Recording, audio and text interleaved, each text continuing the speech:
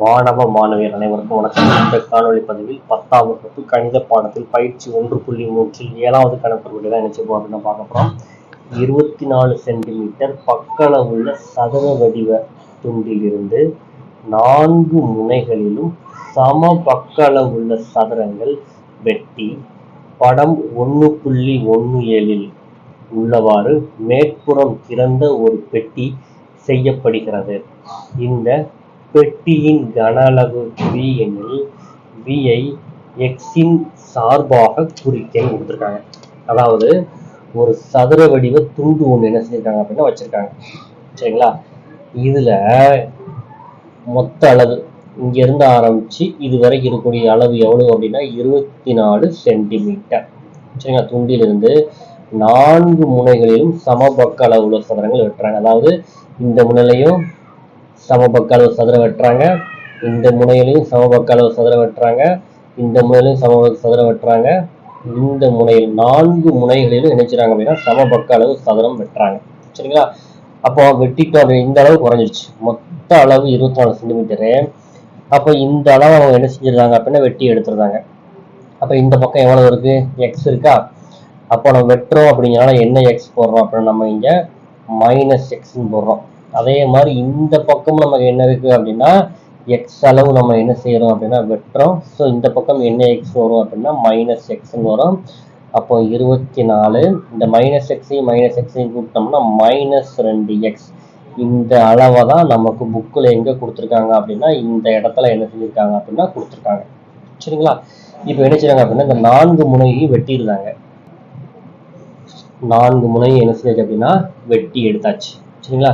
வெட்டி எடுத்தாச்சுன்னா இது நீளம் எவ்வளவு? 24 மைனஸ் 2x. அதே மாதிரி அகலமும் 24 மைனஸ் 2x தான். சரிங்களா? வெட்டினதுக்கு அப்புறமா இந்த 4 முனையும் ஜாயின் பண்ணோம் அப்படின்னா நமக்கு என்ன கிடைக்கும்? புக்கில் காமிச்ச மாதிரி என்னது அப்படின்னா ஒரு மூடிய ஒரு பெட்டி மாதிரி நமக்கு என்னது அப்படின்னா கிடைக்கும். பார்த்தீங்களா? இப்போ பாருங்க, நீளம் மாறலை, அகலம் மாறலை, உயரம் இந்த நம்ம அடிச்சிருக்கோமா இந்த இடம் மட்டும்தான் உயரம். இந்த அளவு என்ன அளவு போறதுக்கு? எக்ஸ். சரிங்களா? அப்போ இந்த உயரம்ங்கிறது எக்ஸுங்கிறது தான் முக்கியம். இந்த மடிச்ச பகுதி தான் என்னது அப்படின்னா எக்ஸ். அதை ஃபர்ஸ்ட் எடுத்து எழுதிருங்க. நீளம் எவ்வளவுப்பா? 24 மைனஸ் 2x. அதே மாதிரி அகலமும் எவ்வளவுதான்? 24 மைனஸ் 2x. உயரம் அப்படிங்கிறது இந்த பார்ட்டு தான் என்னது அப்படின்னா உயரம். அந்த பகுதி எவ்வளவு அப்படின்னா எக்ஸ். சரிங்களா? இப்போ என்ன கேட்டிருக்காங்க அப்படின்னா இந்த மேற்புறம் திறந்த பெட்டியின் கன அளவு கேட்டிருக்காங்க. கன அளவு ஃபார்முலா என்னது அப்படின்னா L into B into H. சரிங்களா? எல் நீளம் எவ்வளவுப்பா?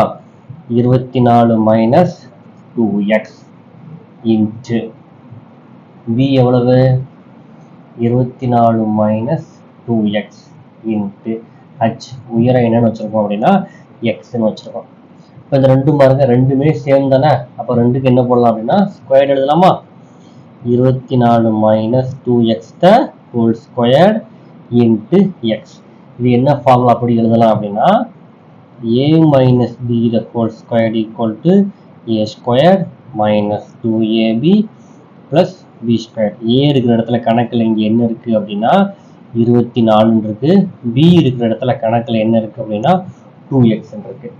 இதை ஜஸ்ட் இந்த ஃபார்முலா அப்படியே நம்ம என்ன செய்ய போறோம் அப்படின்னா ஜஸ்ட் நம்ம பிரதி மட்டும் தான் என்ன செய்ய போறோம் அப்படின்னா இதை போறோம். அப்போ ஏக்கு பதிலாக என்ன போட போறோம்? 24 ஸ்கொயர்டா, 24 ஸ்கொயர் மைனஸ் என்ன இருக்கு? 2. ஏக்கு பதிலாக என்ன எழுதணும்? 24 இன்ட்டு பி. பிக்கு பதிலாக என்ன எழுத போறோம்? 2x பிளஸ் பி ஸ்கொயர் தானே. பிக்கு பதிலாக என்ன போட போறோம் அப்படின்னா 2x ஹோல் ஸ்கொயர். சரிங்களா? பிராக்கெட் போட்டுருங்க. வெளியே நமக்கு என்ன இருக்கு அப்படின்னா இன்ட்டு எக்ஸ் இருக்கு. ஸோ அதனால இங்க என்ன போடுறோம் அப்படின்னா இன்ட்டு எக்ஸ் அப்படின்னு போடுறோம். இந்த 24 ஸ்கொயர் பண்ணீங்க அப்படின்னா என்ன வரும் அப்படின்னா 576. 24 இன்ட்டு 24 576. சரிங்களா? 2ஐயும் 24ஐயும் பெருக்குனீங்க அப்படின்னா 2 24 எவ்வளோ அப்படின்னா 48. இந்த 48 கூட இந்த 2 பெருக்குனீங்க அப்படின்னா எவ்வளோ அப்படின்னா 96. இங்கே எக்ஸ் இருக்கிறதுனால என்ன எழுத போகிறோம் அப்படின்னா நம்ம 96x பிளஸ் இந்த ஹோல் ஸ்கொயர் எதுக்கு வரும்? 2க்கு வரும், எக்ஸுக்கு வரும். ஸோ 2 ஸ்கொயர் பண்ணால் என்ன வரும் 4. இங்கே என்ன இருக்கு எக்ஸ் ஸ்கொயர்டு. இங்கே ப்ராக்கெட்டுக்கு வெளியே என்னப்பா இருக்கு எக்ஸ் இருக்கா. இந்த எக்ஸ் எங்கே வரும் அப்படின்னா ப்ராக்கெட்டுக்கு உள்ளே இருக்கக்கூடிய 3க்குமே இந்த எக்ஸ் என்ன செய்யும் அப்படின்னா வரும். அப்போ எக்ஸ் எவ்வளோ இப்போ இருக்குங்க 576 எக்ஸையும் பெருக்குனீங்க அப்படின்னா 576 எக்ஸ் மைனஸ் 96 எக்ஸ் கூட எக்ஸை பெருக்குனீங்கன்னா 96 X squared plus 4 X square கூட எக்ஸை பெருக்குனீங்கன்னா 4 எக்ஸ் கியூப். இப்போ வரிசைப்படி எழுதுருங்க. எது உயர்ந்த அடுக்கோ அதை ஃபஸ்ட்டு எழுதுங்க. எது உயர்ந்த அடுக்கு 4 எக்ஸ் கியூப் தான் உயர்ந்த அடுக்கு. எக்ஸ் கியூப்புக்கு அப்புறமா எக்ஸ் ஸ்கொயர் எழுத போகிறோம். எக்ஸ் ஸ்கொயர் எங்கே இருக்கும் பாருங்கள் மைனஸ் 96 எக்ஸ் ஸ்கொயர். அடுத்ததாக எக்ஸ் எழுத போகிறோம் 576 எக்ஸ். இதுதான் இந்த சம்முக்குரிய விடை. இந்த கணக்கு உங்களுக்கு புரிஞ்சிருக்கு நம்புறேன். புரிஞ்சிருந்துச்சுன்னா வீடியோக்கு லைக் பண்ணுங்கள்.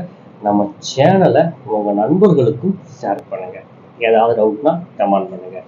தேங்க்யூ ஃபார் வாட்சிங் ஸ்டூடெண்ட்ஸ்.